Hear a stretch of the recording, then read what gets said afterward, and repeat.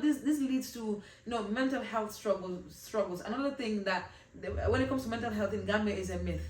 We don't believe in it. Ki dafa amee rab, dafa réew.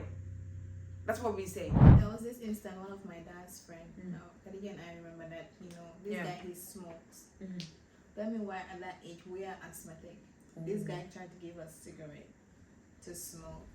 So alam na siya lakasadarak or darna and kawizar. Did he not expand our chest and remove our burden from us? Now, who is somebody going to start burdening you? When marriage is supposed to be something that you're supposed to work together. Obviously, they're going to be trial. Don't get me wrong. No marriage is perfect. Some women that are literally wives, mothers, home takers, and at the same time they are literally going to the streets, like selling in the hot sun and all those things. As a real man, like I'm gonna say this, as a man, why are you watching your wife going through all that thing? And you're not saying anything, and it's okay for you. You see your wife going through all the struggle, her youth and everything is being taken away from her, and then after you come and say, oh, my wife is she doesn't look good to me, she doesn't dress up when she's tired. We need to stop this prostitution. Who's going to them? Is it not you? If you stay at your house, when they have clients, thank you. كنت تعانق دمعة الفكر تناجي الله في صبر وترجو رحمة تسري فعاش القلب إخلاصا وصرت تحوم كالطير تحلق في ثقافات وتنهل من ربى الخير ترى ما زلت. Assalamu alaikum. Welcome back.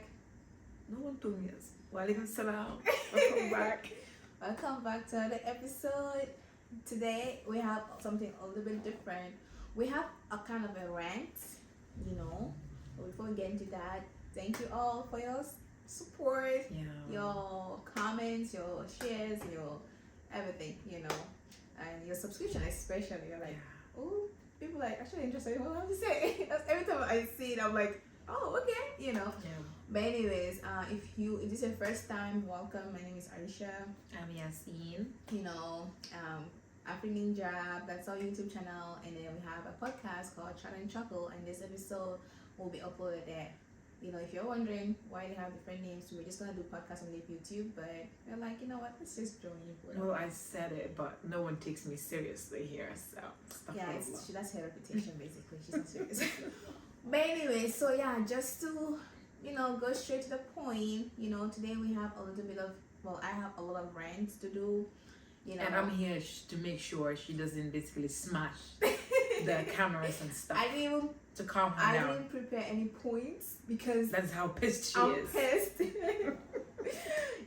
So today we're gonna talk about the silence culture. I know it's this thing basically applies to everywhere, but we're gonna focus on Gambia because that's where we know. I know whatever we're gonna say is gonna apply to like all African countries, But we rather speak of. Let's speak from home first. Exactly. They said charity begins at home, so let's do this charity at home first. This is not charity. This is charity, giving them information that we need to change. This is literally charity, So yeah, silence culture in the Gambia, and also you'll see. I don't want to say the word, but like the RAPE culture. Oh, we're censoring. Okay, I was about to just come out here and just say it because I don't know about YouTube and their guidelines, but it's all part of the science culture. The science culture has literally brought out maddening things in the society. So we're gonna talk about that. So Yasin's gonna start because she got points. I don't have points. I don't even got points. I don't have rants to talk about. But it's crazy. YouTube. Why do you have to silence RAP? Literally, why do you have to? Know. Like I'm not sure. There are so many words that they censor. When I'm watching other YouTubers, they always like even the idea when you don't the state where you don't eat, like there's somebody who doesn't eat, you don't eat food, and stuff like that. ANOREXIA. It's censored. Hey, now So we're gonna have to be spelling the word out every single time. Usually when people want to say the R word, they use like the grapefruit. Okay, guys. We're talking about grapes today, not the fruit. Not the fruit. You just move the G, and then you understand what we're talking about. Exactly. Yes. But just before anything, we just want to say that this is not like an excuse or to basically say, oh, we're trying to say go and disrespect your elders, because as a silence culture, I didn't look up the definition, But for me, I don't know about Aisha, but for me, it's basically when they shut you up. You don't get to, That's literally yeah, they shut you up because normally I think they're like pros of the silence culture, like to be silent. I don't know. Girl, there's no pro. There's literally no pro in it. The Yeah. only time silence culture is used in our society is when someone has done something bad or inhumane, you know, to another person. They like keep it in their family.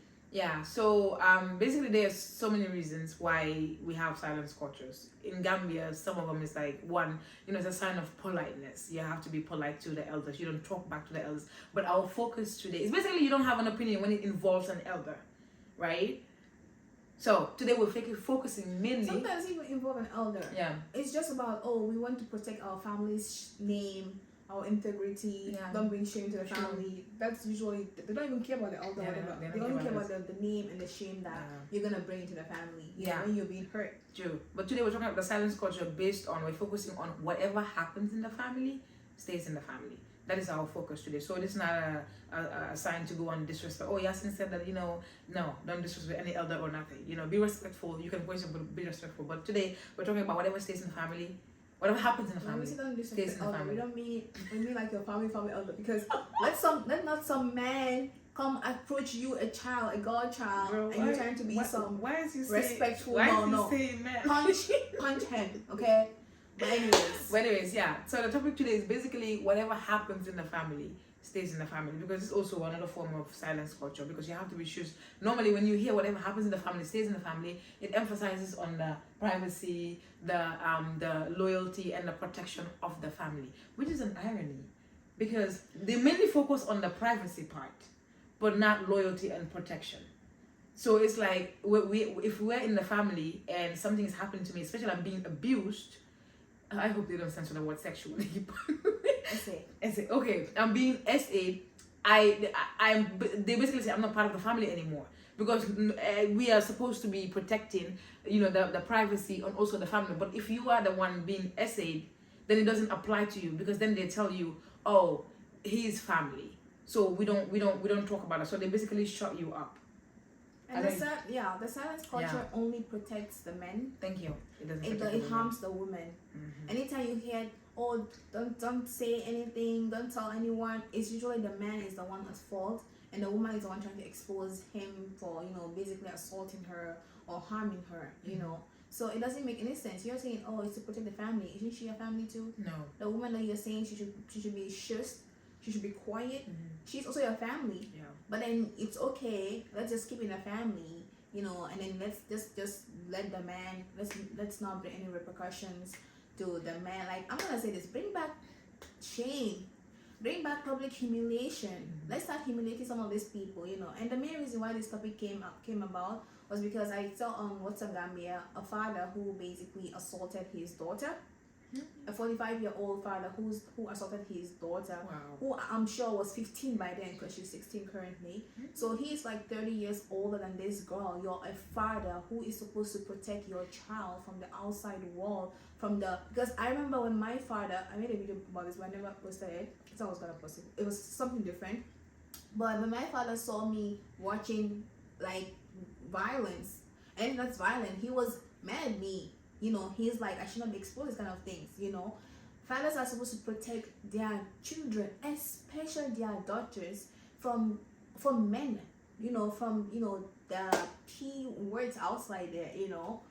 But you have this father who, you change this girl's diapers, and you think in your head, oh yeah, let me also assault her. Wow. You know, and she got pregnant, and he had the utmost audacity to name the child after him, and he admitted that he did it. You know, this is a story, okay? He admitted that he did it, and what did the girl's family say? Oh, you're lying. Basically, they are attacking her. You should be attacking the father for not doing his duty as a father. He should have an additional attack, because now one, he is a father. He has a responsibility over her. Like, if another guy did that to her, he should be held responsible for sure. Don't get me wrong. But the father, that's the biggest betrayal, you know. But then you have a girl's family basically trying to silence her. Who are we protecting here? Their family reputation. Because it's it's not a girl. It's not the girl. A girl is traumatized probably for life. She probably not trust men at all, because if my father, if not my father's stuff, but like if a father does that to a daughter, what, like she's, and then she's not gonna trust men. And Yeah, who else can you trust if you can't trust your dad? And then the people are gonna come in the future and be like, oh, you know, you people are paranoid, you know, stuff like that. They don't know her life story, but this is the trauma she went through, and it's because this silence culture that is ruining our society. You know, there are many other examples, but do you have anything to add? Yeah, just to add, we're not saying come out in the streets or social media and bring out your family's dirty laundry. No. If, for example, I don't have a sister, but just like hypothetically speaking, I have a sister and she basically stole from me or did something. We understand that part. That's this in the family. We discuss it. If it's anything that is harmless, yes, sure, we can say it. Nobody needs to know. But when I say nobody steal it, okay. Okay, when I say go and steal and say it's harmless, okay. Yes, if my brother wets the bed, sure, it's this in the family. We don't need to talk about it. But if it involves, you know, being essayed, being like if it involves abuse, then definitely you need to go and seek out help. It's so painful that the people that are supposed to help you are telling you, oh, let's just, you know, sweep it under the rug. It's not something to take lightly. No. Because like I just said, if you don't speak about it, or if they don't like protect you, if this happens and they don't protect, it's gonna continue to happen. It is. They're not gonna stop. How you know, look at our society now. Yeah. Like Gambia before, so I barely heard about the rape cases in Gambia when I was younger, you know. But as I'm growing up, I am hearing so many cases like that. Look at the one you posted on WhatsApp. Yeah, it's getting worse. The kid, Wallahi, a child. How old was she? 12? I don't even know. Or 14? At this point, it's I think she was 15 actually. I don't she was know. also 15. It's the fact that she's disabled in every level. She's a disabled child. She can't walk. She can't talk. You know, she can't move. Like, that child is disabled. A man came up to her. That man could not have any sympathy for this girl in this situation. All he could think of was, hey, you know what's a good idea? You know, let me just leave my DNA inside her. Let me give her some, you know, some sperms, you know, for her to deal with in her this crisis that she's going through. And it's like, if these things were handled from the get-go, from the beginning, and they were not basically brushed under the rug, you think people will have the fit? Because Gambians in general, we don't have courage for anything. You know, we really don't have courage for a lot of things, honestly. But if you see that people are not having this courage to do this kind of things, it's because they know there are no consequences. You know, there are no consequences. Even if they get caught, some of them think they will not get caught. But even if they get caught, what the family is more. It's more involved and concerned, about the girls. Oh, everyone is gonna know this happened to you. But everyone is also gonna know that this man he basically is a disgrace to society. People need to know that. They also need to know that, you know. But when we keep that in our homes, we don't want anyone to know that, oh, you know, she was assaulted, she was SA, you know, her dignity. What dignity? Her dignity is gonna be ruined as long as you keep protecting the perpetrators. And it's like, what are we doing? You know, and there are like several cases like this nowadays, and it honestly gets me so riled up, you know. And this is the same country that talk about, oh, we follow Sharia. Ban Sharia. They were marching on the street talking about FGM, Sunna like this. We're not compromise our deen. What deen? You are watching people are doing this to young girls, and you only worry about what the girls have to cut in their body parts. But then when these things happen, you don't hear them in the streets. You don't hear them say anything. You don't see them supposed men who are supposed to be our kawamp. You know, you don't see them getting angry. You know, because if that was your mother or your sister, obviously you would not be quiet about it. You will say something. I mean, at this point, some people are even doing it to their sister. Yeah. If that one is doing it to the daughter, people are doing it to their sister. You know, people are even getting angry enough. You know, you're supposed to be our leaders. Oh God, I have so many quotations to put. You're supposed to be our leaders. You're supposed to be our protectors. You know, our guide. And this is what you do. You know, like they don't. And then you see some people in the comment section talking about how it's shaitan. They're gonna forget anything. No sense of responsibility, accountability. Ignorance. those ones with just empty like air in their head, talking about a shaitan. So now we're just gonna blame shaitan for everything. And it's funny because on the day of judgment, it's not gonna be like Allah. Oh yeah, it's shaitan. You're gonna be responsible too. If shaitan is just for everything, then why are we gonna go to hell? Exactly. Oh, we can just say Allah is shaitan and then Yeah. just go to heaven. No, you know, like let me flex more. I know my tajweed is not gonna be good, you know. But Allah said in Surah Al-Baqarah, I think it's verse, I don't know, verse 20 something, 25 I think. Allah said, وَبَشِّرِ الَّذِينَ آمَنُوا وَعَمِلُوا الصَّالِحَاتِ أَنَّ لَهُمْ جَنَّاتٍ. You know, Allah is saying like basically the righteous people, you know, they are given the good news of paradise with the Jannat the good news of paradise with rivers flowing and stuff like that. Yeah. Now ask yourself, what is righteous? Like, how does your sense think, okay, I can do this to a young girl, even if she was literally naked in front of you? You think they have sense? Yeah, even actually giving the importance of senseless people. How does your sense tell you that? Your senses, how do they tell you that? Okay, I can do this to this young girl, you know, and I'll still make it to heaven. Are you righteous? But Yeah. how is it a righteous act? Like, God, this will make me so angry. But look at the story of Yusuf alayhi salam. Yeah, they don't read. That's you. Do you know the story? You heard the different story, bro. They don't hear that story. That story is different from you and what they heard. Yusuf alayhi salam was locked in. None of you are locked in with a woman who is trying to force herself on you. No. Many of Gambia, I don't know other places, but Gambia, no. Many of you, you know, you go and look for that trouble. You know, because you see a girl in her house, she's disabled, lying down, she's literally in like going through stuff, and then you think, okay, let me just assault her, and you think, oh yeah, I'm gonna go, after that I'm gonna go pray. If you even pray, I'm gonna go pray and then continue on my day. Right. After you have taken somebody's, like you've taken something big from someone, and we think like, even if I owe you money, you know, and I don't pay it, you know, that I'm going to be held accountable for. Yeah. If I steal from you, I'm gonna be held accountable for. But then I go and assault somebody, and I think, oh yeah, my life is fine. My life is good. You know, sometimes I used to be thinking so deep. You be thinking so. These people don't. They have the shallow minds are shallow. They don't think that they don't even include Allah in whatever they're doing, because if they were, they wouldn't commit such That's what atrocities. makes me. That's jitters me, because these are the same people who are marching on the street talking about we won't compromise our deen for nobody. We won't compromise our deen for nobody. Oh, they meant the part of the deen that they chose, because you know you choose them select. You do like how they do fatwa shopping. They do shoppings of the things that they want to do in the deen and things that they don't want to do.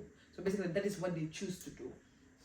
Yeah, that is what they choose to do. This is not funny. No, it's not funny. It's not funny, and What can you it's do? sad that I don't want to have sin for this, but I personally haven't heard any imam, any sheikh make talks on this. I haven't either. You know, direct this thing to the young men out there. Because Every time we hear, oh, women, you have to put a hijab, I don't care. Allah doesn't care. You know, even if she is naked in front of you, you have your own risk. She's gonna be held accountable if you're not putting on hijab. Allah will hold her accountable for that. But you also are gonna be held accountable. You know, like we said in our previous podcast, you cannot say, oh, I'm going to go drink alcohol because you know this person is drinking alcohol. No. I had somebody who once told me, oh, I want you to be my girlfriend because my friends are having girlfriends. Are you correct in the head? Like, are you correct in the head? We have some psychiatric people walking around. And this is someone who, when you see them, you're like, mashallah, you know, Quran here and there. What does that have to do with you? No, literally, what does it have to do with me? Exactly. So are you doing things because your friends are doing it? And then they're gonna be like, oh yeah, Allah, you know, I did it because this is what they were doing it, and you think that's gonna be an excuse, and Allah is gonna be like, oh yeah, you didn't have, I gave you brain, but you don't use it, but good for you, you know. You think that's what Allah is gonna tell you? So even if the girl is naked, even if she's naked, if you know that you are weak, go lock yourself inside. Don't be out. If you know that you cannot resist, no matter what, you cannot resist, please go lock yourself. You know, But if you see her and your head cannot think, oh, maybe she was distressed, maybe something happened, maybe something is not wrong, something is wrong somewhere. You know, if you cannot think, oh wow, let me remove my shirt and help her cover. You know, the only thing you think, because we have people in our society who are mentally sick and they are left in the society. I know one in Gambia, and every single time she turns up pregnant, and she has some psychiatric issues going on, and I'm like, you know, there was this one lady who said, men just need a pulse. Some men just need a pulse. I thought at this point, I don't even think they need a pulse. So they're doing dead bodies. Yeah, so I don't think they need a pulse. They just need. I don't want to pronounce it because it's very violent. But the fact in India they give it to a goat. What? A group of men.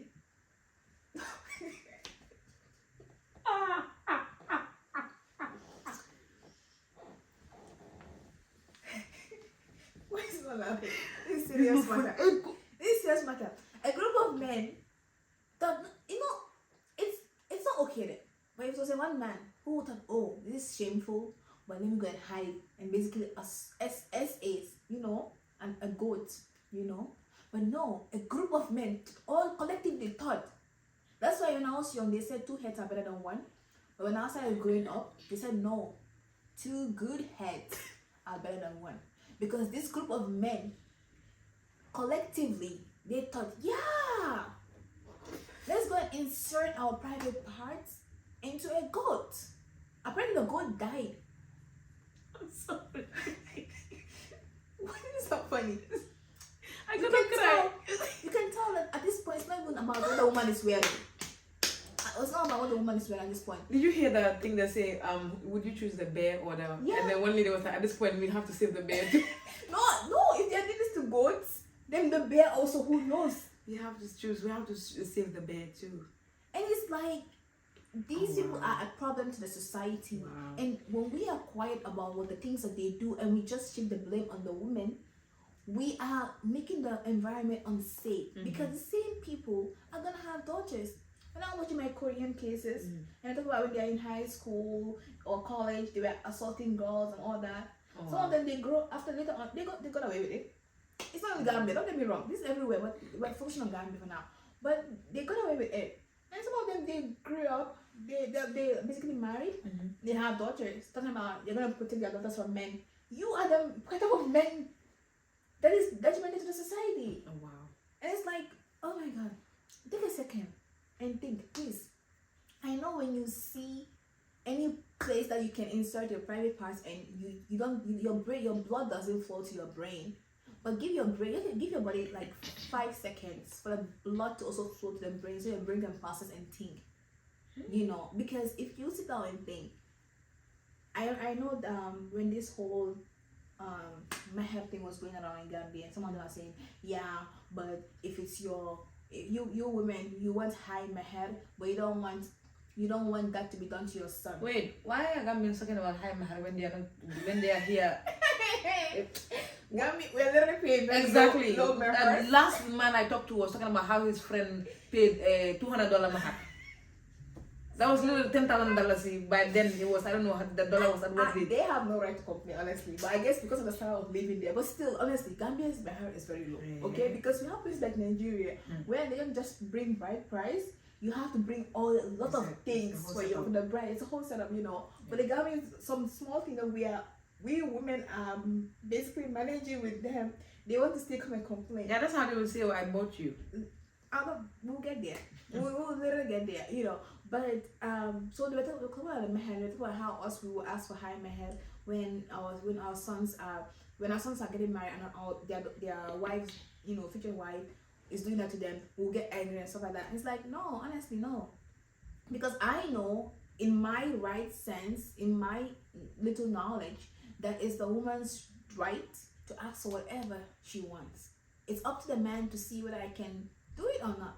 You know, yes, we're advised, you know, to make it reasonable, but hey, you also have the right to, if you want the mahar to be the man bringing Jannah to the sky, to the earth for you, go ahead. If you can do it, sure. You cannot take it.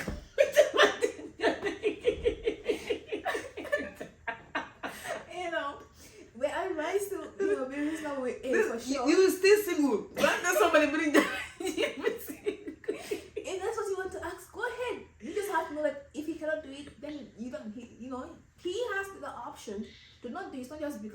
say I want this marriage, you have to do it.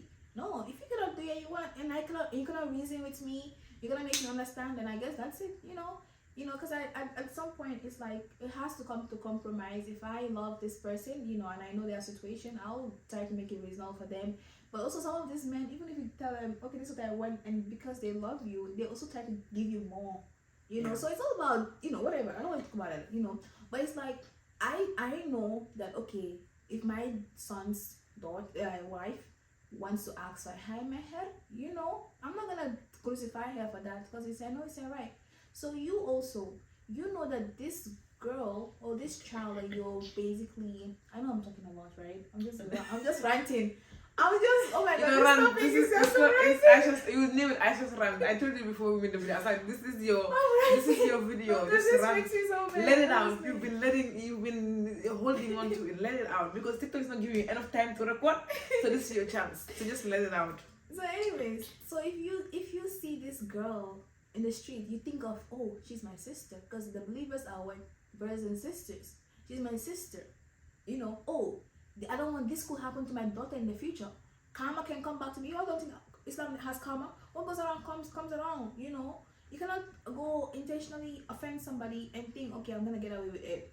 No, So it can happen to my daughter, and how will I feel if this happens to my daughter? How will I feel if this happens to my son? How will I feel if this happens to my mom? You're thinking too far. These people don't think too far. They don't think like that. I'm gonna take a pause here. These people don't think that far. All they think about is themselves. How will it make me feel? Oh, I want to do it. I'm gonna do it. I don't know. The person is at this point. It's not even about, oh, I'm not related to the person, because they're doing it to their relatives. And that brings me to why it's bad. Why we need to get rid of this silence culture. And number one is because of covering up for abuse and neglect. Parents are literally shutting up their kids because they care more about their reputation, status than their kids. They would rather for you to be deceased, you move on to this world, than for you to ruin their reputation. It just shows you how sick some people can be. Like, this is your child. First of all, Allah subhanahu wa ta'ala, this child that He gave you is an amana. Literally. It's not your child, it's an amana for you to provide, to take care. You are going to be questioned. There's a hadith, I forgot that, but it's like kullukum ra'in wa kullukum mas'ulun an ra'iyati. We're all a shepherd, and we're gonna be responsible. Exactly. Basically. So Allah, just because, oh yeah, I fed the, no, the psychological abuse, the emotional abuse, every single thing you're gonna be accountable for. If you cannot protect your child, if you know you cannot protect your child, please don't go and have kids. Why are you having kids? Exactly. That's how they're having 10 kids on the street. They're not taking care of them in the street. They're not taking care of talking them. about, oh, we have to populate the earth. What, like, you're responsible for each kid. Yeah. Talking about, oh, his family. Where was that energy when he was there abusing your child? Where? You worry about you worry about the fact that your child, you let's say you found out, and you actually are thinking about what the society is gonna say. To hell with the society. Stop for, like, excuse my language. Where was the society when that was happening to your exactly. child? Where was the society? Is the society gonna sometimes answer? you have bystanders. Yeah. I have not seen in Gambia, but like in other countries you literally have bystanders. Yeah. India again, in a bus, a woman was assaulting a bus, and everyone just stood and looked, and it's like, oh my god, like, what is happening to the society? The society is literally becoming sick, and we have sick people that need. Yeah. We need to basically get it on, basically, Exactly. like lock them up or something, and throw the key, because they cannot change. Wallahi.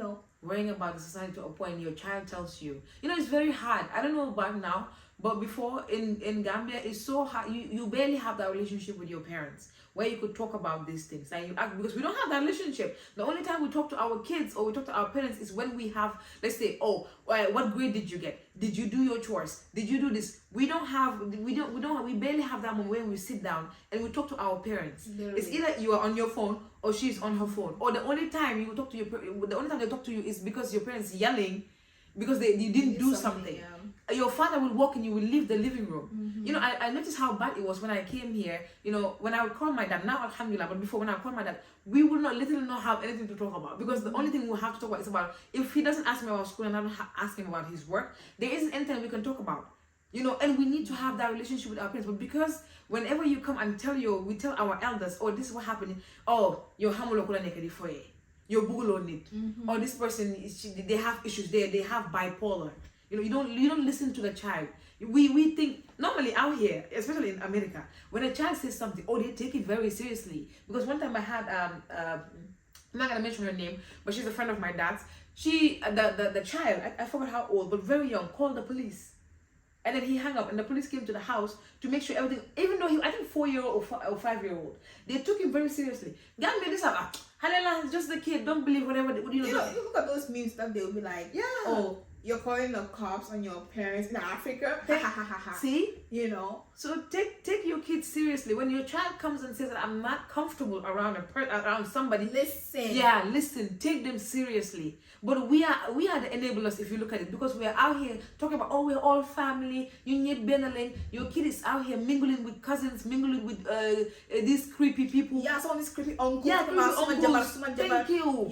A grown man is telling your 9-year-old and getting touchy and all that. Really getting touchy. Yeah, and you as and that's how they start. Yeah. Apparently, That's how they start. Look at the theater that we were watching last time when the girl. I was so pissed at that mom. Oh my god, I was pissed at the mom. This woman, it was a theater, but it's an actual it actually real happens thing in the society. Yeah. They are trying to let people enlighten people. This girl, the mom always sends her to her school teacher, and the father is like, be careful, he's a man, blah blah. Number one, you're the father. You should have said no backbone. Get a man with a backbone. He has no backbone, because I can't imagine my father saying, Aisha, don't go.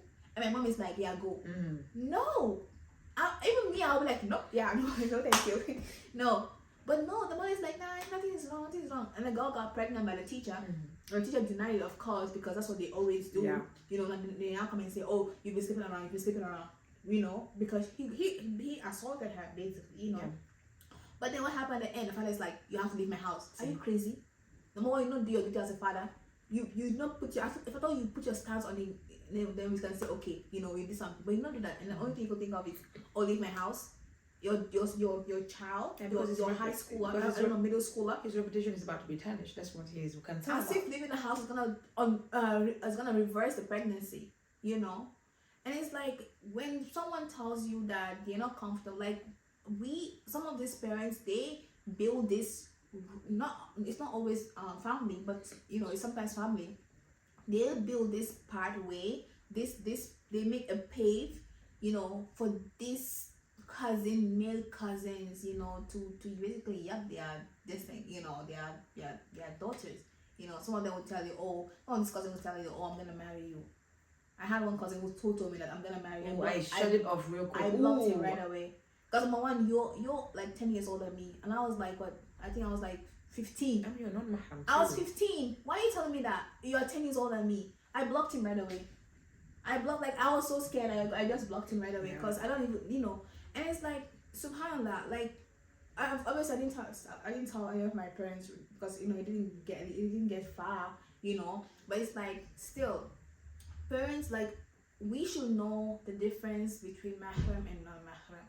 We should not allow our girls to be, boring with, wrestling, fighting with this, male cousin. Some of them are bums, number one, and that's how shaitan comes and get in between them. And also, when your child, especially your girls, come and tell you that this person did this to me, this person, I'm not comfortable around them, this person said this to me, why are you telling them? Why are you dismissing them? Especially when they come and tell you, this person touched me inappropriately. As a father, you should take an ask. Ask. And go and hunt that person. As a mom, I cannot promise you that when you come to my house, I will not put POISOM there in your food, But it's like, we don't need to take this seriously, because if we took it seriously like years ago, we be talking about all this. We will not have reached this level. Yeah. And it's crazy. Some of you don't even have a reputation, but all of a sudden you have a child now. You have a reputation to protect. What reputation are you? That is you protecting your reputation by defending your child. The fact that you have to choose between the society and your child is just is very sad. Because at the end of the day, society is not what's gonna get you to Jannah. Yeah. Allah said a righteous child can be your way as a parent to Jannah. Imagine you pass away as a parent and your child doesn't make dua for you. Because all the child knows from you is, resentment. Yep. Was that you dismissed them. You didn't take account of anything they said. their feelings, how they care about it. Some people are getting forced into marriages and they're supposed to be quiet about it. Yeah, the fact that it's not even just essay, it's about being forced to do things you're not Yeah. supposed to do, being forced to do things you don't want to do, but you have to be quiet because, well, it is how it is. That's how they were raised, so they're instilling it into us, and it just shows how bad it is. Because, like I said, we need to, know our matters, but most of our elders, they don't know. They will tell you, oh, we're all family. Some will tell you they grew up together, so they're basically brothers. They're not. Your cousin, even if you guys grew up on this, you guys were born on the same day. You're not brother and sister. You're non-mahrams. If they cannot maintain any respect between the two of you, please cut them off. Yeah. Like, please cut them off, True. you know. But again, this is not even about the children, honestly. This is when the children has grown, like, they've grown up. Mhm. But this is our elders in our society who want us to keep silent about everything. You know, you cannot literally say anything because they feel like it will bring shame to the society, Mhm. you know. Mhm. And the place that it is most concentrated in, you know, because we have thieves also. We have some people who steal from their family, like, a lot of money, and then it's like, oh, it's a family, you know, let's say family, blah blah blah. But in the case where it's most concentrated in right now or concentrated on is the essays, the sexual, assaults, and also the abuse, the physical abuse. I always think back to the time, like maybe like 3 years ago, when the woman whose husband, a responsible husband, yes, I said that, a responsible husband is not providing for her, is not giving him feeding or anything, imagine taking a woman from her father's house where she's enjoying the fruit of her dad's labor, only for you to come and not take care of her, and you think you make it to Jannah. Like, you're literally not fulfilling your wife's rights. One of the worst things you can do in Islam is to take the rights of somebody. Like, do people not understand that? Mm-mm. If someone has a right over you, you have to fulfill that right. You have to get to do. Your wife has the right for you to basically feed her, clothe her, take care of her. You're not doing any of those three. This woman decided, she didn't look at her. She didn't go to any other man. She didn't say, okay, let me go and play outside. No. She reached out to her dad. Wow. For something to eat. For money to eat. Please tell me that dad the next day just went and picked her I up. wish he did. Oh my goodness. As a father, I think he should have done that. But no, the husband found out, and his fragile ego got hurt. And what he did to her, he beat her up.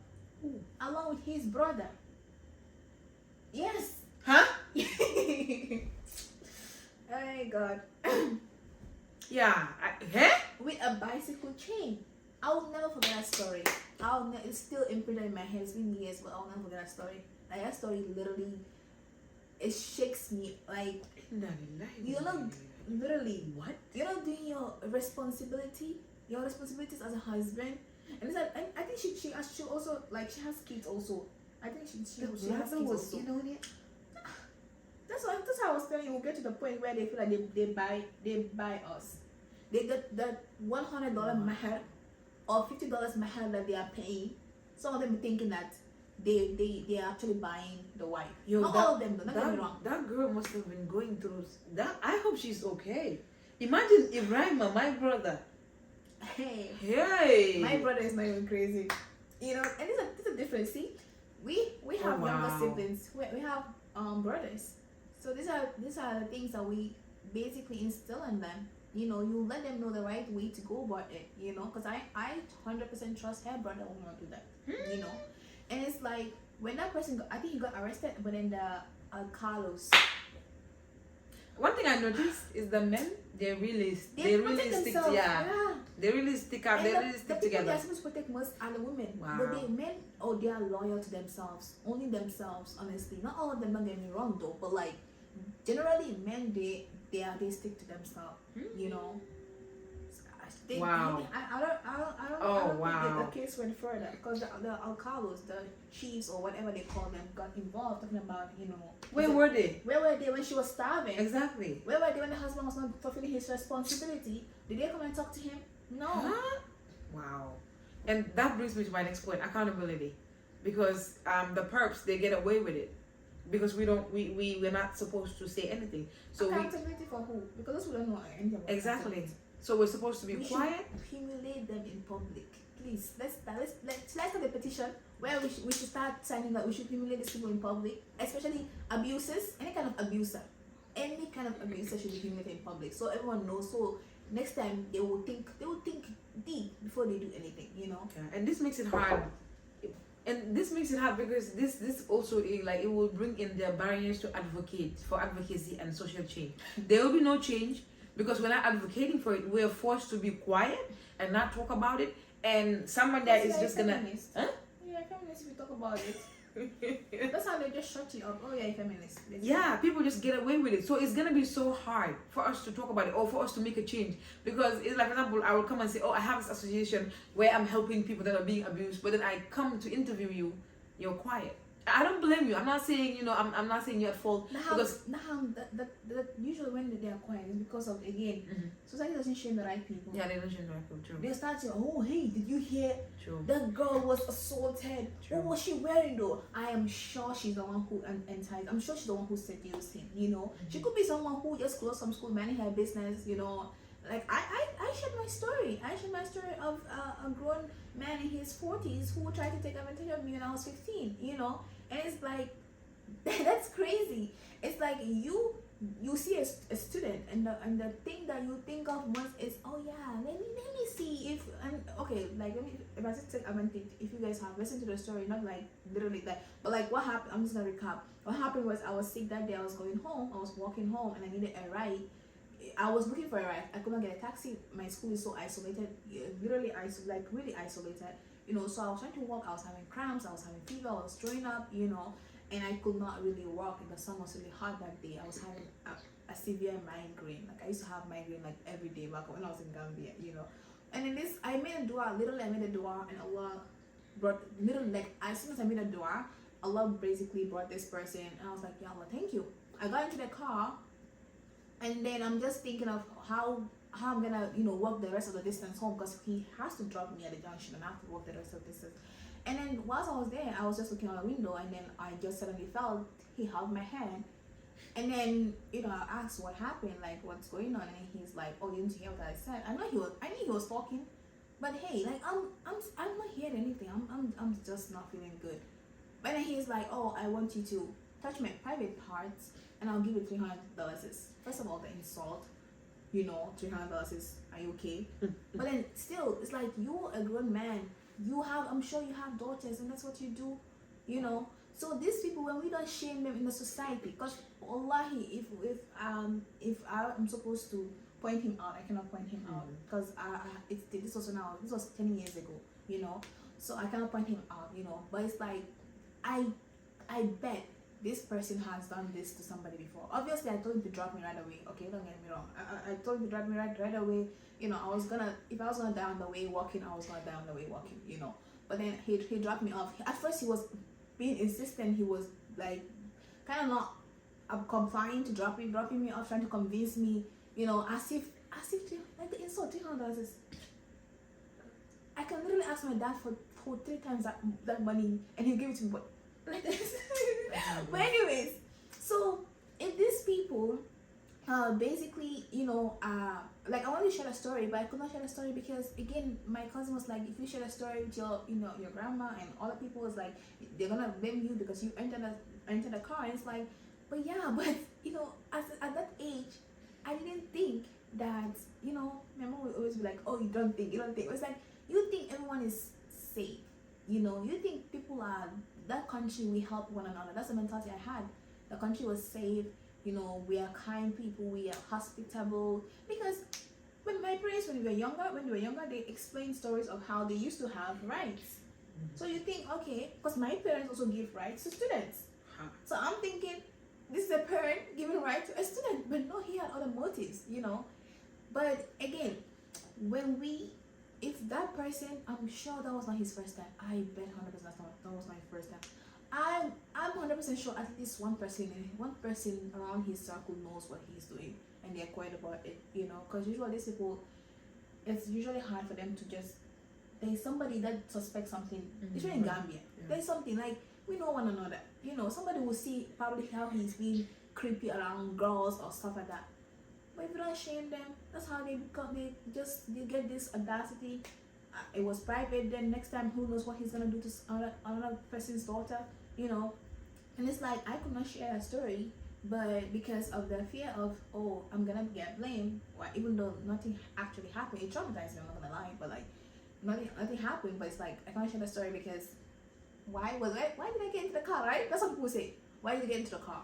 You know, you should not have gone into the car, even though I was like, it's like saying to somebody, or you see somebody, they passed out, and then somebody comes and see them. It's like they put them in their car and go do something to them, but then you still blame the girl. Why did you pass out? Why did you pass out? You know, somebody was in a state where she's vulnerable, she needed help, and the best thing you could think of is, oh yeah, let me take advantage of her. Let me take advantage of her. You know, but yeah. So I don't know what accountability is, literally, because this is where they have no accountability. It's us who have to hold them accountable. True. We have to hold them accountable. Number one, when you arrest them, let them rot there. Do we even have prison? I can help you. Like if you guys need help in the police, the prison system, I can help you. I can volunteer. No need to pay me. You know, I will actually help these people reform. You wanna reform them? I can help you reform them. You know, basically we just take pieces of their private parts and just like cut it and stuff like that. You know. But it's like I'm just laughing. Oh you my think god! Gonna censor this whole video. Topic is going to Gonna censor this whole video. But I like that you touched on that area because it brings in gender-based how do you call it, challenges, struggles. It happens mostly to women, and women feel less empowered to speak up because of how society sees us. Whatever happens to you, whether you're a 2-year-old, you're a 6-month-old, you're a day old, and you're a woman, if anything happens to you and it was done to you by a man sexually, you are at fault. Yeah. Because they ask questions like, what were you doing there? No, What were you wearing? seduced him. Why were you there? Exactly. Somebody said women are the key to zina. So if anything happens to you, society sees you as somebody who's at fault. They tell you, oh, this woman, they're always trying to bring, a man down. They're always trying to ruin a man's reputation. She could be lying. Maybe she, like I said, she's the one who seduced him. So it's like basically we cannot speak up because by default it's your fault. So you cannot speak up. Look at there was this story, a child who goes to the madrasa.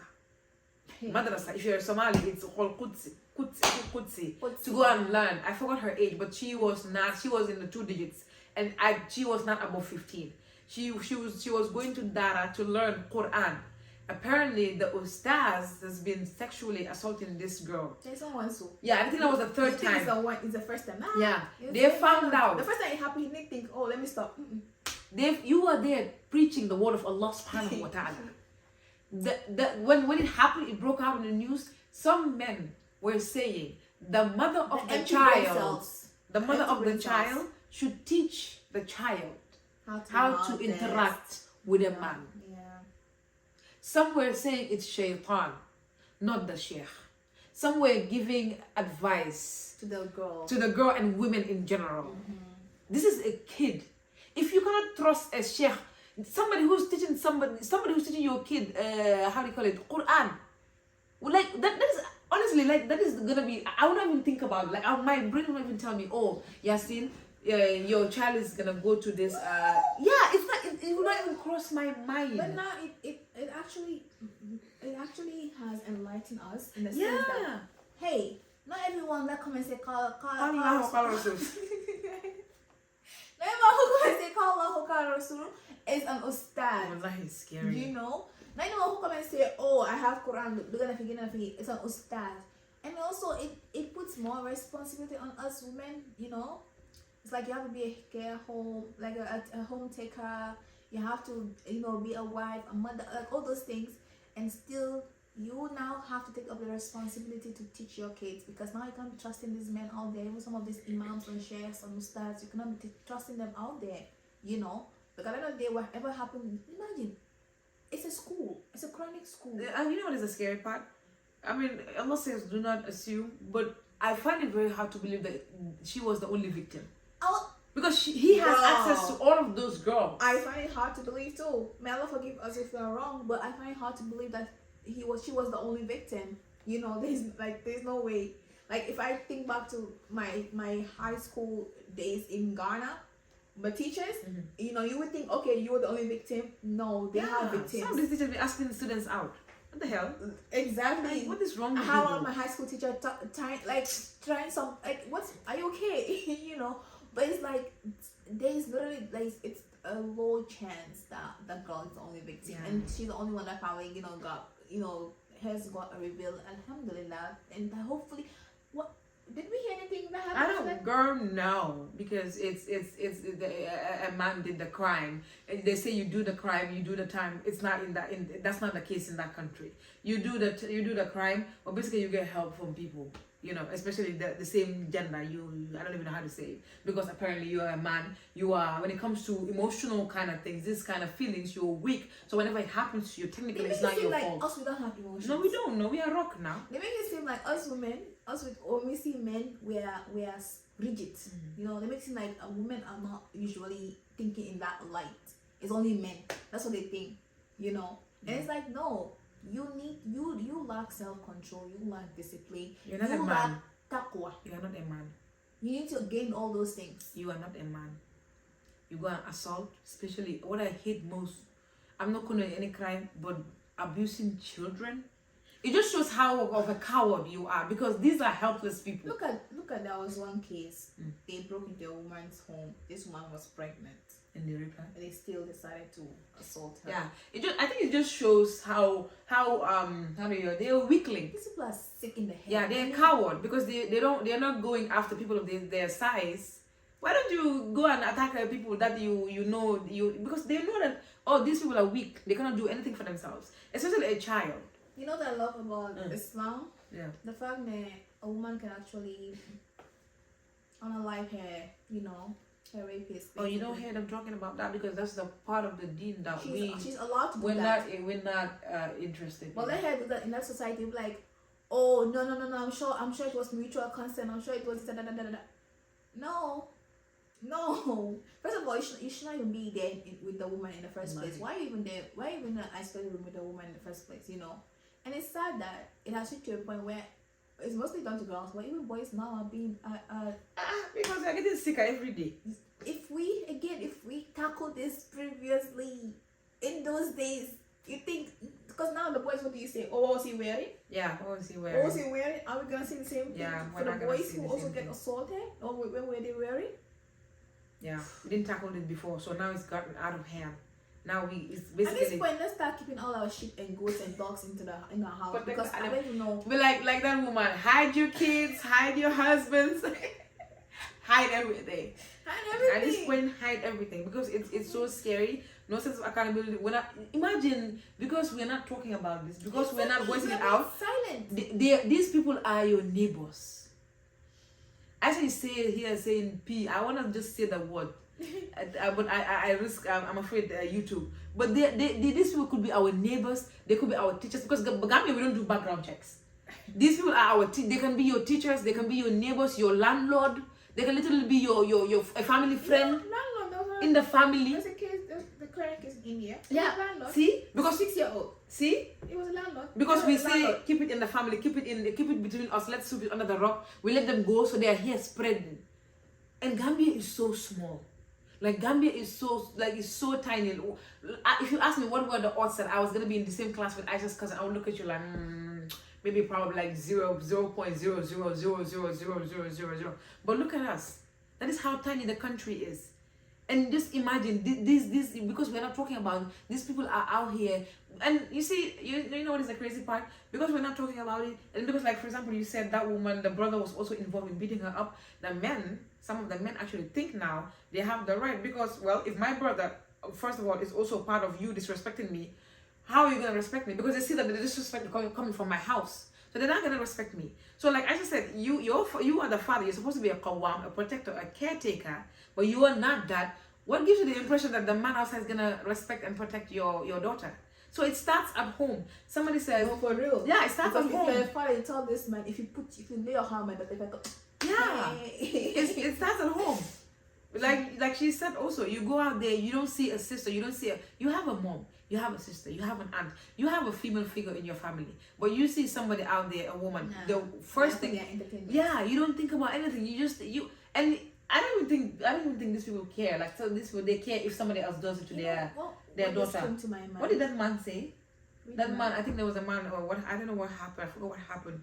But they were asking, what if this happened to your daughter? And then I think he said he's gonna blame his daughter too. Something like that. There was an incident, a very The hadith that came to my head is the Prophet said, if a father has 2 daughters and care for them and raise them well, that is his way of Jannah. You know how we are told that our way of Jannah is, our parents, our mothers, as a wife, being good to your husband also. But as a father also, you have 2 daughters and you care for them well, that's your way to go to Jannah. But you have a daughter and the thing you think about is, oh yeah, let me assault her. Oh, let me force her to get married. Let me force her to do things that she doesn't want to do. And she has to be quiet because of her father. All you can do as a father is guide. Guide properly and protect and care. At the end of the day, when they grow up and they want to do something, you've done your part. You can still advise, but you cannot force, and you certainly cannot put yourself on them. No, sick. It's sick, man. It's just sick. Like, it's actually disgusting, honestly. At this point, I don't want to use sick because I feel like if we use sick, we are excusing them and be like, no, not as in sick, as in have like sick in like the ones that you treat in the hospital. No, not that kind of sickness. not that kind of sickness. And this leads to mental health struggles. Another thing that when it comes to mental health in Gambia is a myth. We don't believe in it. That's what we say. We don't believe, because this child will be subjected to trauma, depression, anxiety, and they grow up to be this bitter, this hurt. They have some of them. They have this violent tendency, and we ask ourselves, what happened? Oh, it's because the mom didn't raise her right. Yeah.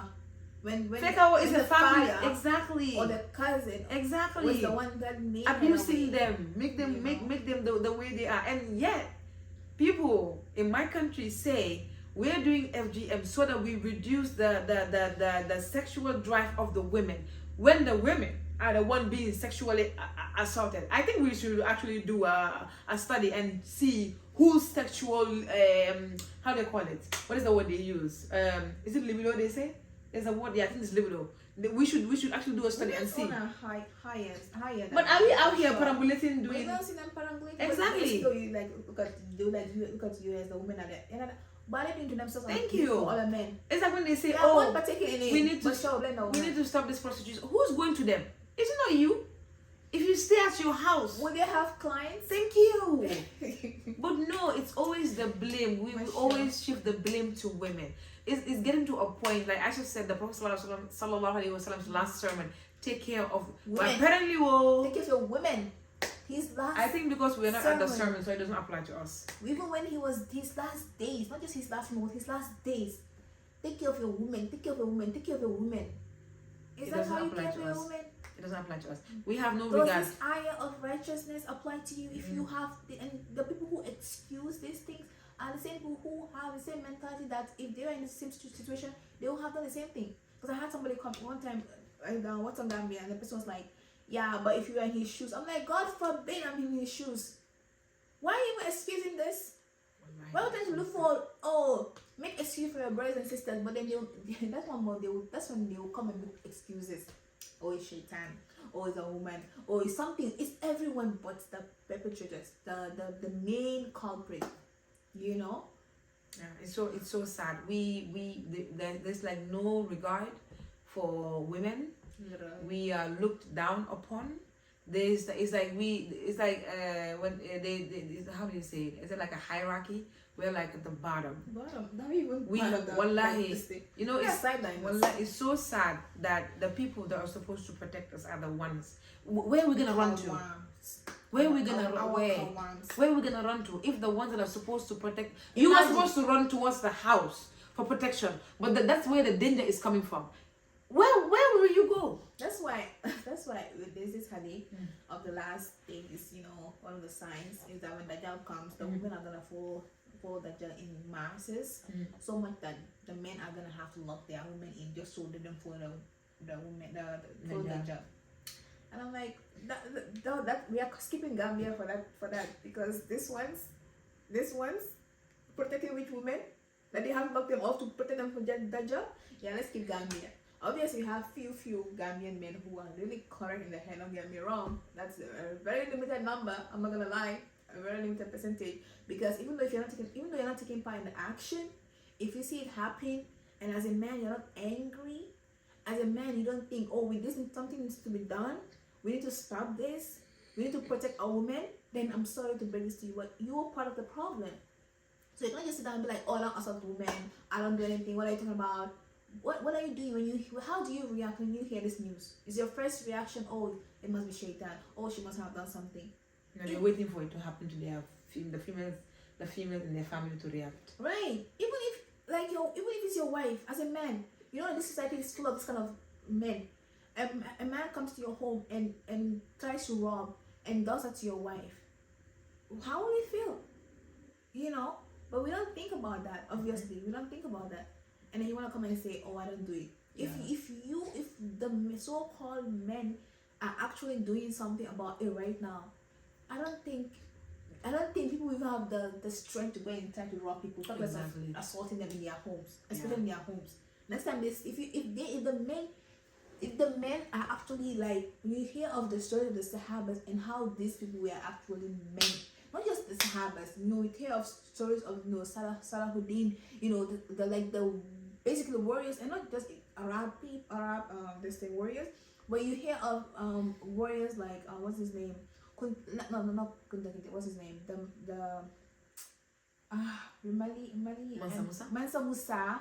You know, you hear of what's his name? Fode Kaba, Dumbia. Yeah, you know those warriors. I know they were all like, this is what they were doing jihad and stuff. He was doing jihad and stuff, but it's like, okay, these were actually men, you know. So if you in our society, these are people that we have in our society, these are people that we can actually look up to, you know. But if you act like actual men, you make sure that other men know that this your household, they don't even dare to cross a line here, you know. And every man does it for their household. Do you think some of these men are going to actually start, like, continue doing what they're doing? No. Next time they see a girl, even if she's naked, they will run. Next time they see a girl walking in the street naked, they will run, you know. In fact, they will leave the country because the country is not even safe for them anymore. At this point, they will even be scared to start having thoughts, you know. But then again, this person is now talking about, oh, we don't, it's not us. Why classifying all of us men into this category? We don't do it. But then, how do you react when you hear this news? You have RAPIST apologists in that country. They apologize on behalf of these assaulters. They are getting married. The fact they are actually getting married, they're going to homes and the father is giving their daughter, because we're not speaking up. Because we're not basically talking about it, because well, yeah, you know, it just. That's how some people would think, oh, if he gets married, it'll be fine. You know, he's going around, sleeping around, but let us marry him. Once a cheater, always a cheater. Number one. Number two, that person has a problem and that needs to be tackled. Marriage cannot solve that. You know, we talk about don't marry for the wrong reasons. Mm-hmm. That's also another wrong reasons, you know. That person doesn't even want to help them. They don't even want to help themselves. We have normalized abuse so much. Husbands hit their wives, and wives thinking, oh, it's okay, you know, it's marriage, you know, if it happens. No, that is not definitely what Allah says is marriage. You are not a man if you hit a woman. You are not a man if you want to assault children just and know women. That if I hear my sister that my husband beats me up, hey, one of us gonna sleep in the prison that night, and it's not gonna be me. Or one of us gonna meet our Lord that night, it's not gonna be me. No, honestly, it's so sad. It's so normalized. We are this so-called silence or don't talk. Thinking, you know, that's why I say we need to learn that how do you call it? How do they say Yala Mahna in Mandinka? Allah Betiyata will kill that country. There's a difference between Allah testing you and you just being miserable. There's a difference. You and talking about, oh, you know, you have to have sabr. Sabr is for circumstances you have no control over. That is sabr. You sit there, your daughter is being abused. You're being abused. You have a means to get out and fight it. And you just sit there and say, oh, Allah Betiyata, yeah. You know, God has always been great, Habibji. God, whether you are taking that abuse, you're not taking that abuse, God has always been great. So how about you figure you find a way out and help yourself? Because we it's like that. There's this girl who said they said this men, they came and gave us their definition, for example, the definition of marriage, Right. and we just took it. Marriage is not supposed to be miserable. It's one thing to it's one thing to have some difficulties, but just sit there being miserable, being abused by the family members, being abused by your husband. Every now and then you're getting hit, your children are getting up, and you just sit there talking about, oh, it's a test from Allah subhanahu wa ta'ala. How do you know that? It's also a test for that person to not to restrain their Exactly. anger. You know, I cannot remember the hadith, the exact hadith, but the Prophet said that the strongest of you is the one who can control their anger. So if you have a man who cannot control his anger, yo, he's a weak person. You know, and Allah said in Allah said Alam nashrah laka sadrak wa wada'na anka wizrak. Did he not expand our chest and remove our burden from us? Now, who is somebody to come and start burdening you? When marriage is supposed to be something that you're supposed to work together. Obviously, there are gonna be trials. Don't get me wrong. No marriage is perfect. There are gonna be trials, but you're supposed to work together. It's half of the deed completed, but that half of the deed is unstable, and you think, oh, I've completed my half of the deed when it's unstable and it's just full of abuse. What day are we talking about? Plus, it's you two against anything else. Like you two fighting against. It's not you fighting that person. Like it's not that person against you. Basically, doing all sorts of things in that house where you just decided to keep quiet because, well, I mean, I'm here for the kids. I'm here because we shame divorce. We're not supposed to divorce. I'm here because I'm the woman and I'm supposed to just suck it up. I'm here because apparently he's out there busting his back and providing for me. So I'm just supposed to. Oh, I'm here because he's the man and I'm the woman. It's not Gambia. Oh, that's Gambia. Both men and women are busting. That's the mindset they have. Both of them are. In fact, women are literally doing more. Like I'm not gonna lie. There are some women that are literally wives, mothers.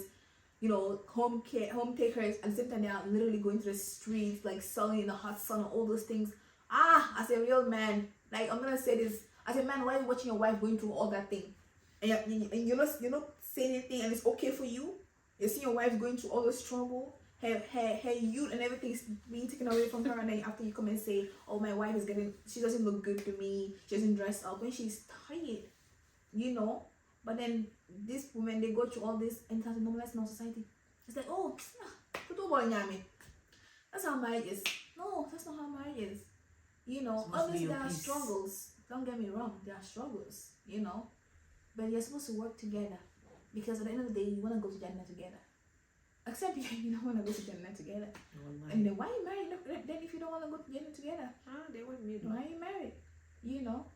Some of them, they want But me. our women have been brainwashed. Exactly. That's the thing. That's okay. Now some women will be watching us saying, look at these feminists.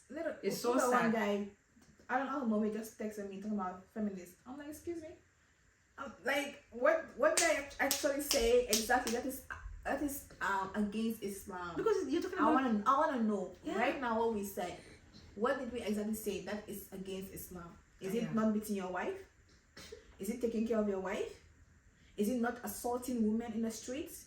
Not, raping women in the street? Is it being Qawwams? Are those against Islam? Because those are the things that we'll be mentioning.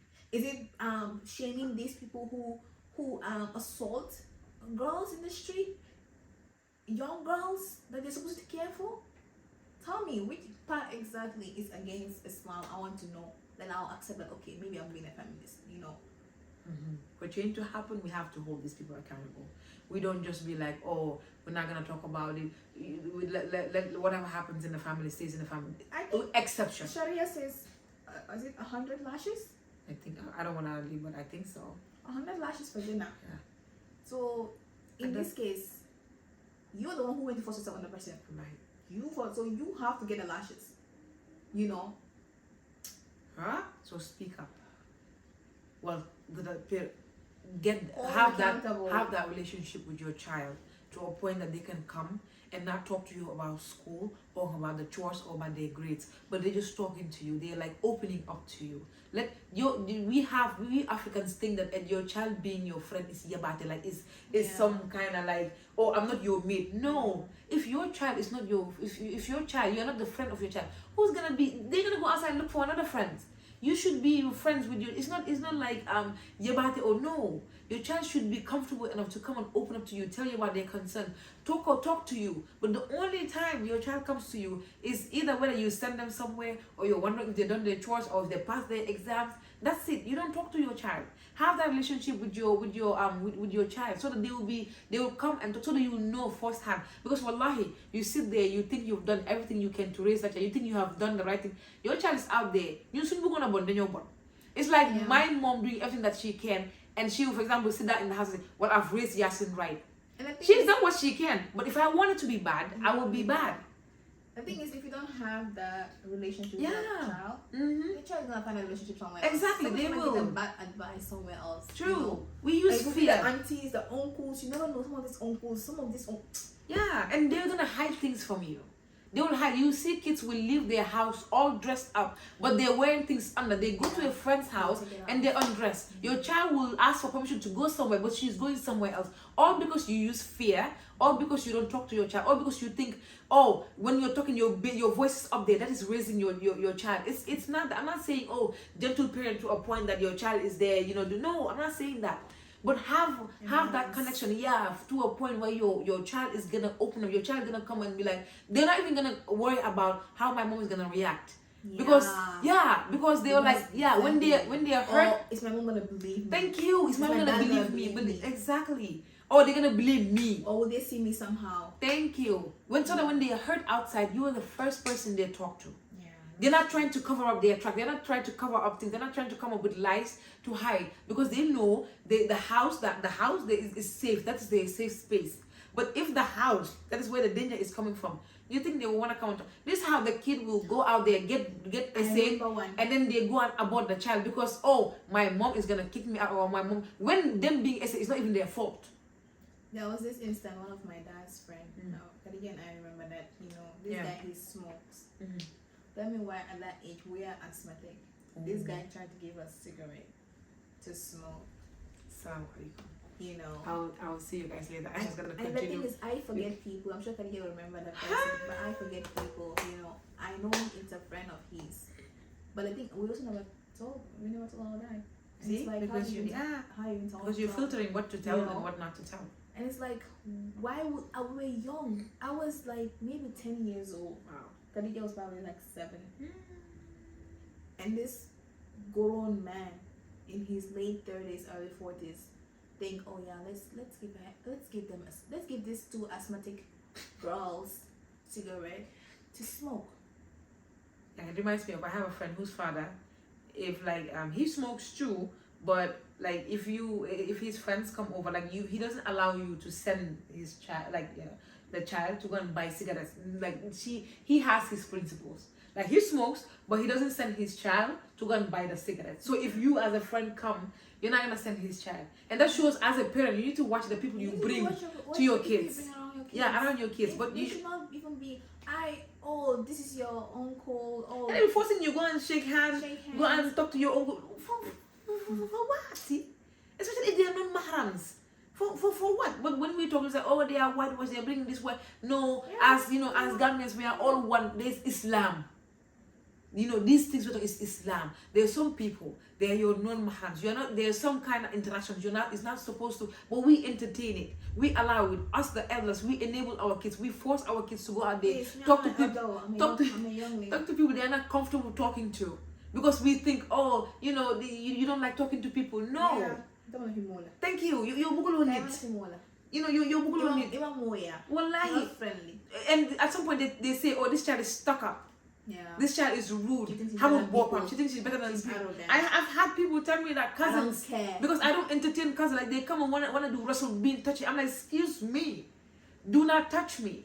And talking about whether you like it or not, I'm gonna marry you. I'm so glad. They're gonna tie our Thank hands, you. handcuff us on our legs and then take us there. So it starts at a very young age, and this is the thing. The saddest part is we don't even know what a creepy behavior is. Like I listen to Aisha talk about, oh, there's this man who came to me at this age, and I'm trying to connect. Wait, you were this old, and that person was that old. That's like the P word. They're grooming. We have elders. Yeah, we have elders grooming kids in that country, but because we don't know what creepy behavior is, to us it's normal. Oh, come and sit on my lap. Oh, come out there touching. But no, because we don't know what creepy behaviors are. Remember when we were watching was it the one of those Gambian YouTubers, and they were interviewing people and touching no consent at all, and we're here sitting, we're like, excuse you. You should touch her. He said, no, Thank you. And but to ask what is consent? Yeah. But when you say this, if you want to, thank you. When you go there and say, they were like, you know, these people, they are whitewashed. Even if they are dating, you know, dating's haram. Yeah. Don't get me wrong. But some people think that, okay, just because we are dating, I basically have access to you. Yeah, true. But we're dating, so if I want to Even if she's your girlfriend, your wife, you're about to do it and she says no, it's a no. Your wife, you have to stop. Have this thing. I feel like that wife is a whole topic, because the wife, some people think that marital rape is not rape, because technically I married her, so I should have access to her all the time. You're both supposed to be on one page. Who told you that? But the thing is, again, the mahar that they pay, they think that they are buying us. Yeah. Another thing, they think they bought us. Some of our men are getting away with a lot of things. Yeah, and they again, and we are letting it happen. If the men of society don't want to do their duties and be qawams and be protectors and be responsible leaders, you know what women should do? We should take it up. No, you know, we are busy fighting ourselves now. Imagine the other. Stop fighting yourselves. Yeah, we are busy fighting yourselves. You see, another one calling another one feminist. When the woman is literally talking about her Islamic rights, they call you a feminist. You talk about, for example, the famous one. Oh yeah, I mean, if Islam allows you, if you want to live with your in-laws, it's fine. They call you a feminist. You talk about, I want to get married and work. No, a woman is supposed to stay home. Yeah. Allah. No problem. You think we don't want to stay home? Thank you very much. You think I want to be working? I don't want to be working. Excuse me. I want to be provided for. I came from a ship this night and I was so mad, but I have to do it because I have to eat, I have to pay bills, I have to survive, I have to be responsible. But provided your husband is gonna, take care of your needs, many of you are complaining about. You don't want to take care of your wife's needs. You complain about it. So the women don't. Honestly, in Gambia, in the society, it's raining. I think it's Alhamdulillah. It's raining. But it's raining, girl. It's the girl. same thing. It's not raining. It's getting there. No. It will rain. Inshallah. But so a lot of the women, they you think the women want to be home care, take as mothers, wives, doing all those chores in the house that by the time you're done with, it's half of the day and they still go to the market and sell? No. But they have, they have to, because unfortunately they have irresponsible husbands. Not all of them though, but some of them have irresponsible husbands, and somehow these same husbands want to have 10 kids. Now who is going to take care of those kids? The women have to, basically tag us and nigga basically and go and do something, And it's like, okay, they cannot still leave the marriage because you're in divorce, because apparently if you're a man and a woman, you get married and divorce, or the woman is termed as divorce, the man is not termed as divorce, and then society again, we protect the men, we shame the women. Oh, she should have stayed and endure all the abuse. Oh, she should have stayed and endure the fact that her husband is very useless. I'd rather have a peace of mind with my 2 kids than be in an abusive marriage, just because society. Thank you. Just because society is out there telling me what I'm supposed to be doing in my marriage, and when I'm struggling, society is not gonna help. Exactly. Thank you. Society is not gonna help. I'm starving in my room. My kids are starving. And it's funny. They tell you, oh, these feminists, they want equality. We want equality in value. That is what we want. We're not here saying what a man can do or a woman can do. Every woman out there knows that no 2 women are equal. Forget equality. No, that's what they will say. Islam already told us what that's what we will say. You know what is crazy? Islam gave us rights. We have divine rights. Literally, and when we're out here talking about our rights, they talk about, oh, y'all want, who said we want 50-50? We want the respect we give. We want it to be reciprocated. We respect, we value. Because of the house of men, they berate their wives in front of people. It's so sad. It's so sad. It's so sad. Great. But to fix this, it starts with us, we women. We need to. There's There's something. this case in India. There was this group of men. Your mom, this video should be sponsored by India.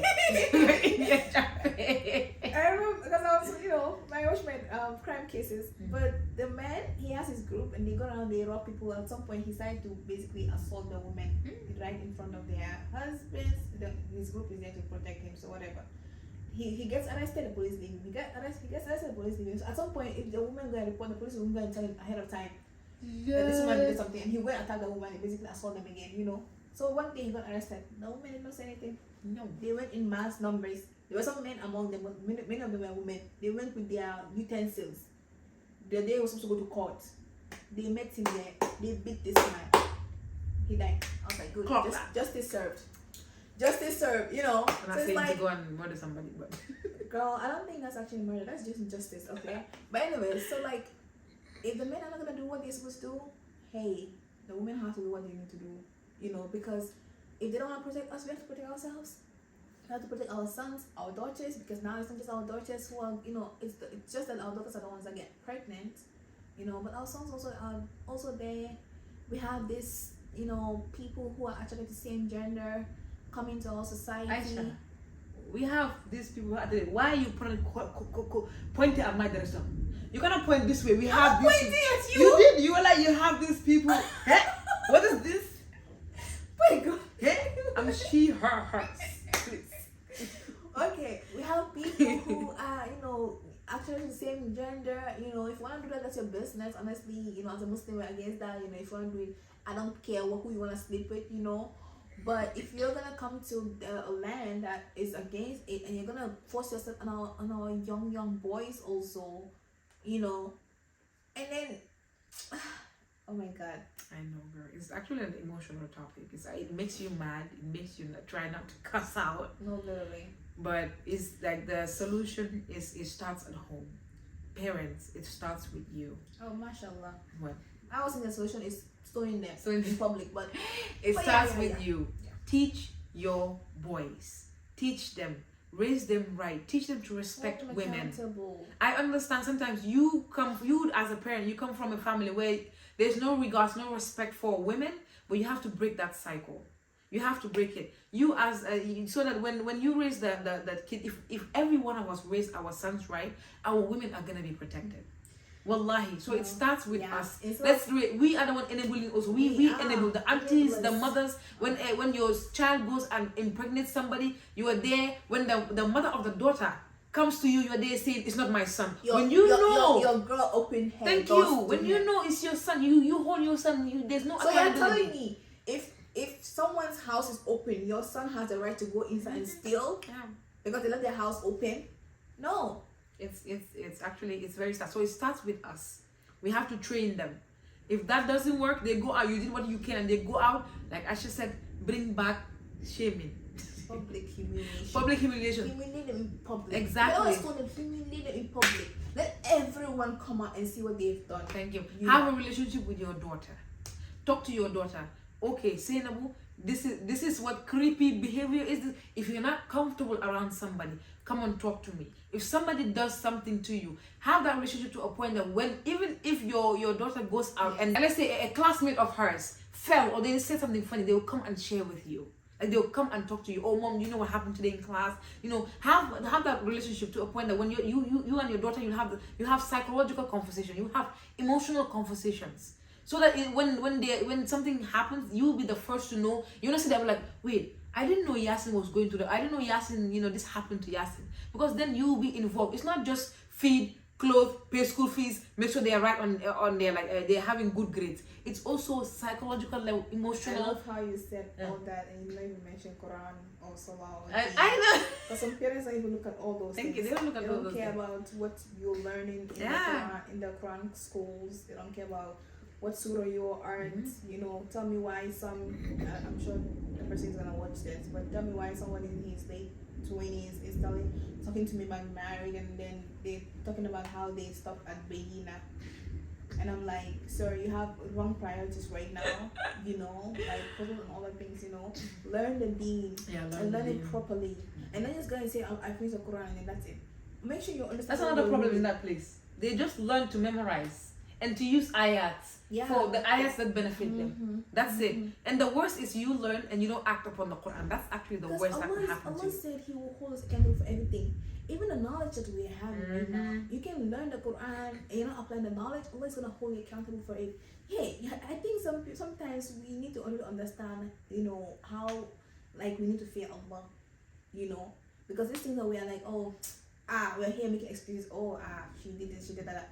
Allah knows what your intentions are. Allah knows your intentions. You can come here and lie to people and be like, oh no, I didn't intend it. She was the one who was listening to me. I gave up, blah blah. Allah knows. Allah knows, because if you didn't want to do it, you will fight your way out of it. Somebody is asking you, Muslims know that pork is haram. They will never eat pork. No matter what, they will never eat pork. Eat pork? No, it's haram. That's where they draw the line. That's why they draw the line. There are some Muslims though that also alcohol is a no for them. No matter what, it's a no. You have insulted them for you asking them to drink alcohol. You have insulted them. But then other things like, yeah, we get a pass on that one. But yeah, these are the solutions. Teach your sons to respect women, because if we all do, we don't have to worry about them hanging around with bad friends, because we all have done our parts to raise them right. Have a relationship with your daughter. Have a relationship with your daughter. Yes, teach them boundaries. You as a parent, you should be able to pinpoint and know, okay, I'm not comfortable with my daughter or my son being in that crowd or behaving with the opposite gender like that. If that also we bring it, like I said, shaming. Let's talk about it. We need the justice system. We need for solution. the justice system in that country. We need to. We are so behind. That's another 1 hour talk. Yeah, the justice system is bad. This bribery. Wallahi. Oh my God! Some of these police are taking bribery. I feel like this video will not end, and we are fasting. No, it's almost nothing. Make it start. Exactly. Yeah, it's almost because it's hey. Yeah. Be have fear of Allah. Have taqwa. Know that no matter what the other person is doing, you are still responsible for your own self. Exactly. If you see people jumping off the cliff, you are not gonna jump off the cliff, are you? No, you're still gonna be responsible for your own self. Know that on the day of judgment, Allah is not gonna look at all. You can sit down and be like, yeah, Allah, this one did that, this one did that. No, Allah is still gonna hold you accountable, because Allah gave you what? Brain.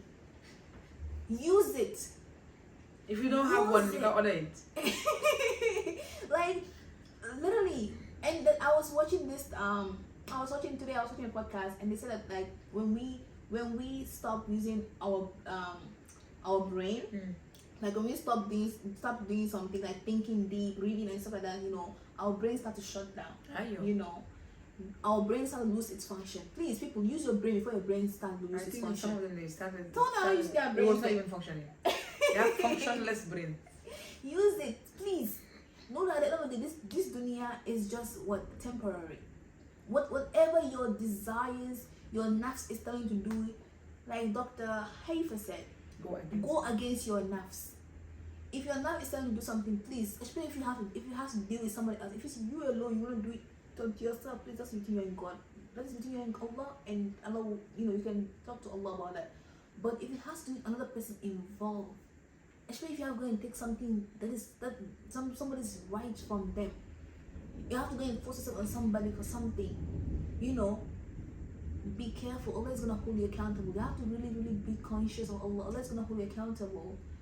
Honestly, do your bad. Why do you have to drag somebody into your bad? Right. Do in your own They say privacy. I can do bad all by myself. Why do you have to drag somebody? Do it. But if you're gonna drag somebody into it, now you. And the thing is, there are sins between you and the other person. It's not like Allah is all forgiving, but Allah is just too. Allah is just. If I hurt Aisha, I'm not gonna be like in the Sudan, Allah forgive me, I hurt Aisha. She also has exactly. So you out here hurting other people, thinking, Allah is gonna forgive. You're gonna find. You don't even think Allah is gonna forgive me. They think that it's normal. It's not normal. Please use your brain. No, I'm serious. Use your brain so that your brains function properly. Educate yourself on the deen. Now, anything that will stimulate our brain, that country does not like. We don't want. We can be good and anything that will stimulate our brains, we don't want to do with it. It's like the man you are talking about who said he went to a Muslim country. He saw Muslims, but he did not see Islam. Exactly. Thank and you. He came to the West. He didn't see Muslims, but he saw Islam. Because the West, honestly, with everything that is going on, you know, there are certain rules that they are doing and upholding that Islam has required us Muslims to do it, and we're not doing it, you know. But yeah, for me, my solution is to humiliate these people, because I notice that us human beings, we don't like shame. We don't like to be shamed, but if we start to shame these people, there's nothing more than a human being loves more than their reputation. Yeah, they would rather anything but a tarnished reputation. In that country, and you don't even know what reputation they are. Yeah, you don't have the reputation. They only start talking about reputation when they do something. Women, it's usually the reputation is, the woman has kept herself. What about the men who are going around sleeping around? Thank you. They're not renewing a reputation. They also renew a reputation. Yeah. You know. But yeah, so there's so much to say. I'm not gonna lie. There's so much to say. But hey, it's in my group. We have to go in. I don't know. It's so this morning. Know, right? So this video is basically just us venting. Well, Aisha venting more. Like. The fact that I didn't say half of the time I can say, but to keep it short, even though it's all day long, to keep it short. Right. Yeah. Thank you so much, guys. Be careful. Be safe out there. I know that. Be safe. Thank you so much for subscribing. The subscribers are like, I don't know what we're doing right, but I know we're doing right. We're doing, somewhere we're doing right. We're trying. Obviously, we have mistakes, and we're not. Aisha is the one who does the editing and all that. So shout out to her. I'm just here. All I do is sit here, open my mouth, and that's it. But we appreciate you guys. Thank you so much for the love, for the support, and comment down below. Like I said, there's a lot that she wants to say, but share some of the silence culture thing that we haven't talked about. Thank you. I know there are people who not agree, but hey, the Prophet ﷺ even had things. No, like don't people. The Prophet ﷺ even had people not agree with him. So if you don't agree with this one, probably you need to go and look for help. You need to go and seek help. If you're a man, you don't agree, you see yourself here, you are a culprit. If you're a woman, victim, sorry. You're a brainwasher. Go and rewatch that thing, okay? And again, fear Allah, people. Yeah. Fear Allah. Let's practice Islam, guys. Literally, practice the right Islam, not the culturally washed Islam. Because we spend our time instilling the culture than the deen. So this is what happens. I see them talk and I'm like, sorry, which verse of the Quran is that? I'm not aware of that. It's literally culture. But we are going back again. You guys take care. Family. Assalamu alaikum wa rahmatullahi wa barakatuh.